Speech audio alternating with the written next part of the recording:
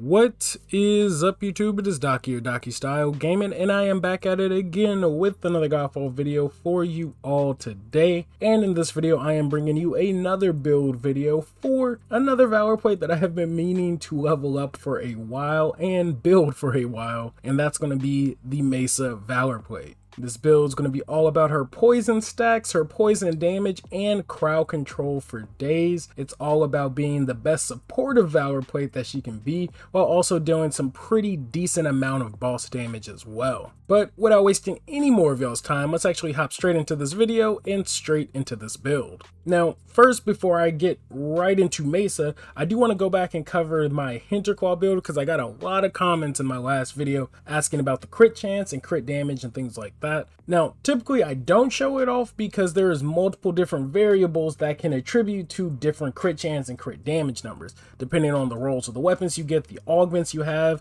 as well as your skill points, essential levels, and so much more. So typically when I show off these builds, I pretty much just show what you need to equip on them. But again, the crit chance, crit damage can kind of vary depending on, again, most players' builds and most people's RNG as well. Though 9 times out of 10, just having the right augments and gear is enough to deal all the damage and pretty much mimic the build. Now again, some players' builds might be different because you might not have a Sword of Dominance that has crit and crit, or the Lion Talisman that has triple crits on it. And then of course the same can be said with just about any other weapon I have on this build. So again, it can vary depending on your build, but essentially if you have just about all of these items with the right stats, or primary stats in particular, same with the augments, you should have a pretty good build and it should definitely get the job done. So far from what I've been hearing in the comment section, this build has been killing it for everybody, so I'm glad to hear that. But I also have been seeing that a lot of people have been asking about the actual percentages, and again,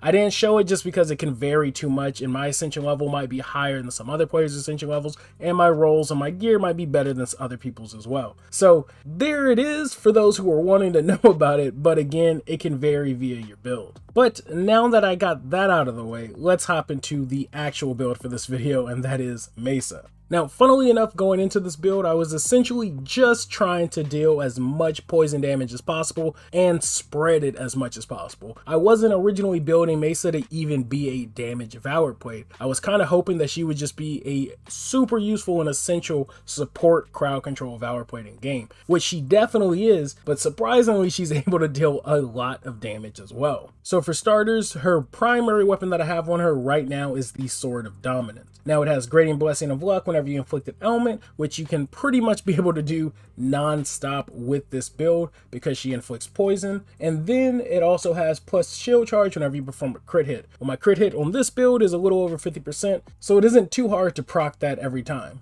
Now, this is essential, personally for me, is one of the new cursed weapons in games, the Myox Fang, which if you have 60% or more earth resistance, attacks during your inner focus increase the poison duration by 1 second. Now that might not seem like a lot, but considering how fast the dual blades are and how fast you're proccing poison, pretty much you can almost infinitely stack or the duration time of your poison. And then pairing that with the Godbeast Ichor Legendary Charm, whenever you defeat a poison enemy, the remaining poison spreads to surrounding enemies, you're pretty much going to be maximizing how much poison each of these enemies are getting and how long it's going to be staying on them. So the longer it stays on them and the more enemies that surround them, the more that you kill, the faster it continues to spread. This is useful for all types of enemies in game, including bosses, mid-bosses, and just regular enemies in game. Now, before I get to the rest of the build, I do want to talk about some weapons that you can switch out if you want to. Now, personally, I'm rocking the Sword of Dominance because it has some of the stats that I prefer,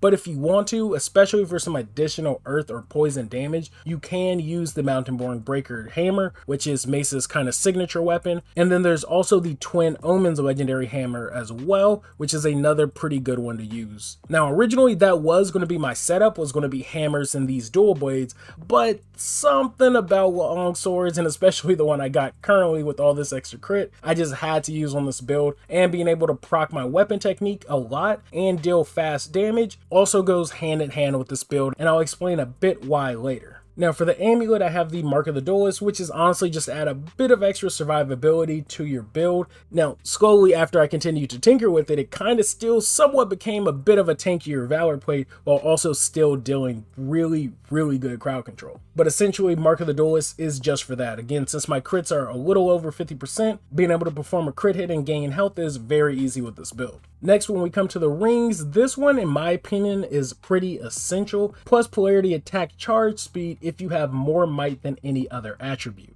Now, luckily, I do. She has over 3100 might, so she's always getting that bonus attack charge speed, but the reason why that's so important is because of her passive. Now, when we go take a look at her passive, whenever you perform a polarity attack, you deal earth damage and inflict poison. Now, if you can consistently build up your polarity attack charge, you can consistently swap between weapons, and every time you swap your weapon, you'll deal poison damage. And you'll be able to see that in the gameplay a little later. Now, the Ruby Band is actually an epic ring that I upgraded to legendary, so if you're looking for one, be sure to look out for an epic ring, especially if you're running Ascended Towers of Trials. These can drop as primal. I have a few, but they don't have the rolls I was looking for. Now, if you can't find the Ruby Band, your next best bet is the Enigmatic Circle, which is a rare ring, which also has the primary stat to gain polarity attack charge whenever you defeat an element inflicted enemy, and your polarity attacks inflict elements as well. And considering this build is all about proccing your elements, you'll be able to take advantage of that additional bonus on the ring.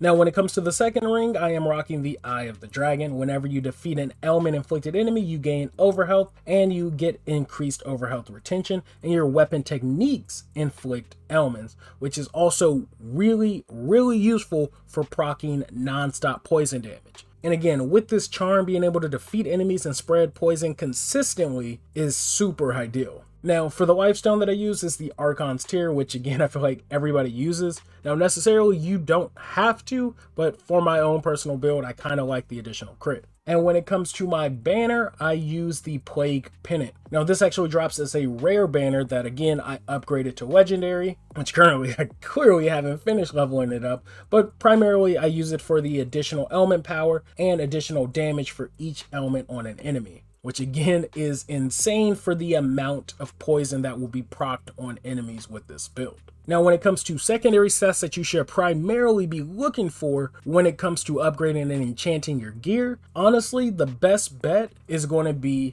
polarity attack charge speed if you can. And for this build in particular, you are going to want to make sure that your earth resistance is at 60%. So you're going to want stats like this that have plus cap to all resistances, earth resistance, or a percentage to all resistances. Currently, my earth resistance is at 61%, but again, you're going to want it at least over 60 so you can make use of the primary stats from the Myax Fang. And essentially, that's kind of what you're going to want to go for as well when it comes to the augments. But speaking of, let's go take a look at those real quick. Now, when it comes to the augments, I have 3 different cursed items on here, so you're going to have to farm Lightbringer if you want some of those cursed items, but everything else can be farmed in any other game mode, including Lightbringer as well. So the first augment I have is the Azure Fang, which will give you increased poison duration, but minus poison power. Now, if you can get some decent secondary stats like I did with this build, honestly, it'll make up for it, but again, poison duration is what you want.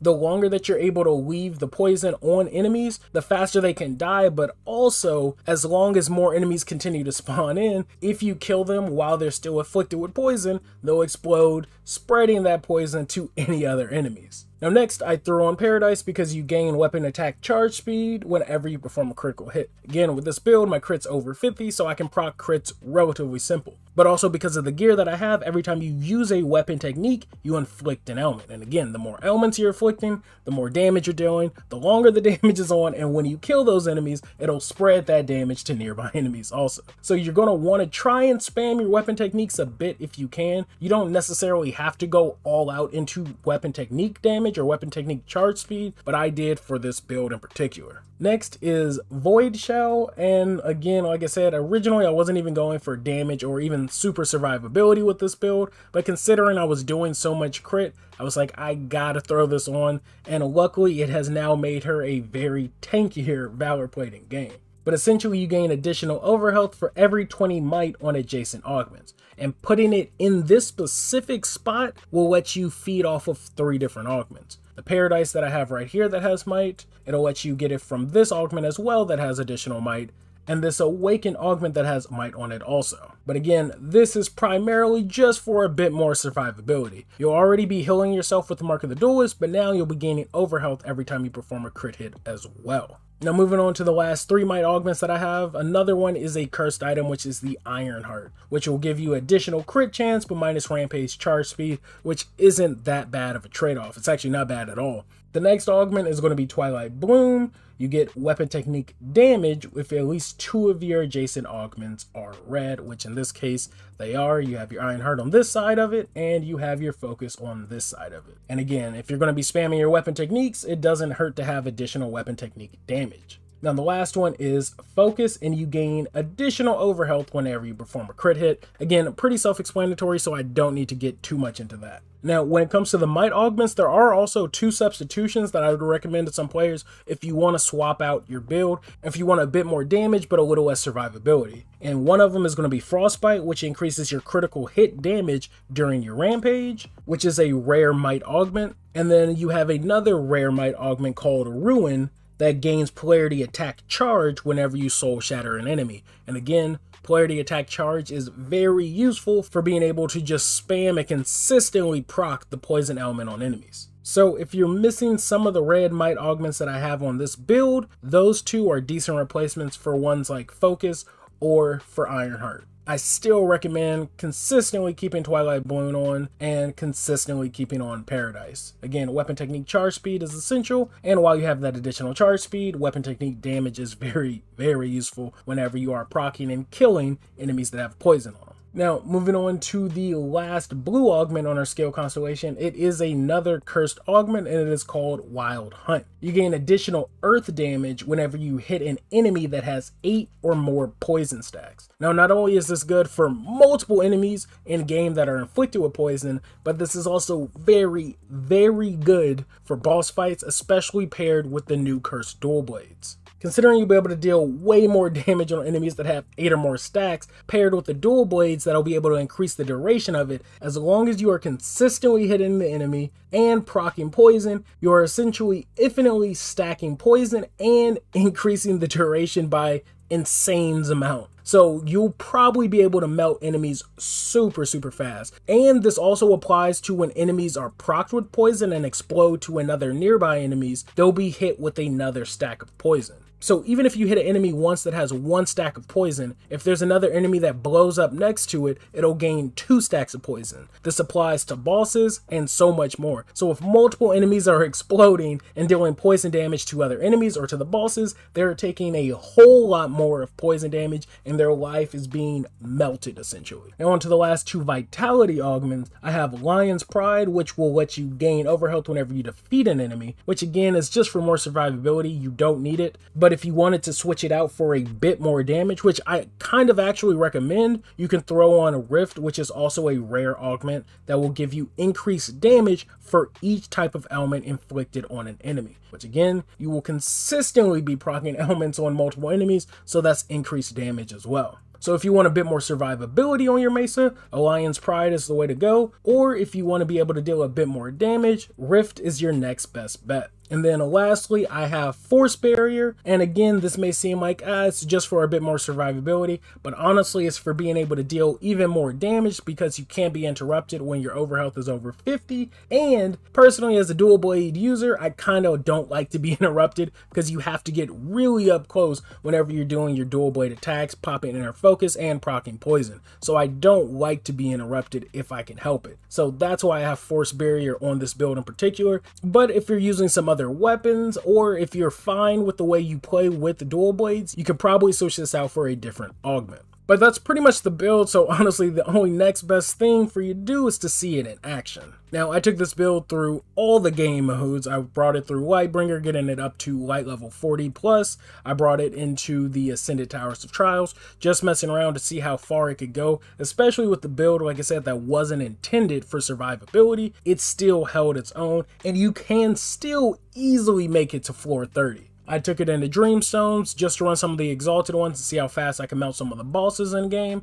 And then I also brought it into the training room and see how the poison affected enemies' health in a more controlled environment. But honestly, all in all, this build was putting in work. Even while lifting some of the curses for the weapons, the builds were dealing massive amount of damage to both bosses, to enemies nearby, literally proccing it on one enemy and watching it explode, and every enemy nearby being now procced with poison, or just being able to switch your polarity attacks and run into a group of enemies and all of them are instantly procced. Using the longsword southern technique in a line across multiple enemies will proc every single one of them with poison, and then soul shattering them and having poison clouds explode everywhere. It was insane how fast this poison build was dealing damage, and it was insane to see the legit amount of crowd control on this build. And honestly, that's the main reason why I've been wanting to mess around with a build for Mesa, is because I wanted to make a true crowd control build for one of these Valor plates in the game. And honestly, poison is the best element to do it, and with Mesa, it is the best Valor plate to do it with.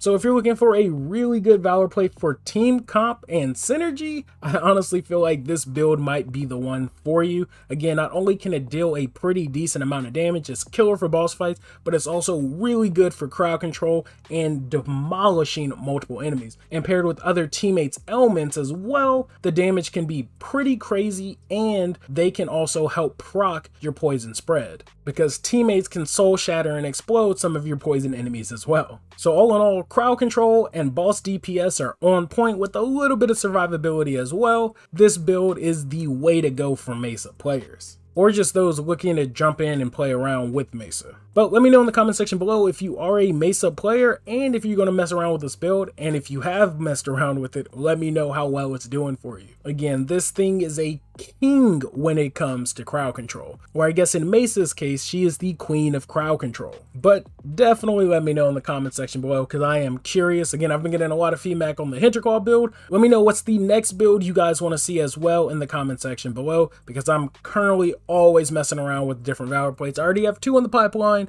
one for Aegishorn and one for Silvermane, so let me know if y'all want to see those next, or if there's just another one that y'all want to see me make a build for. Other than that, I am going to wrap this video up, so thank you all for watching. Like always, I will catch you all on the next one. Be sure to leave a like if you liked the video. If you didn't, still leave a like, and if you haven't joined the Discord, do that as well. Link to that is in the video description. We got LFGs, builds, guides, and so much more in the Discord, and people are always playing with everyone, so if you're looking for people to play with on both PC and PS5 and PS4, we got that in the Discord, so be sure to join it if you haven't. Other than that, I will catch you all later. So like I always say, thanks for watching, thanks for the love, thanks for the subs, peace.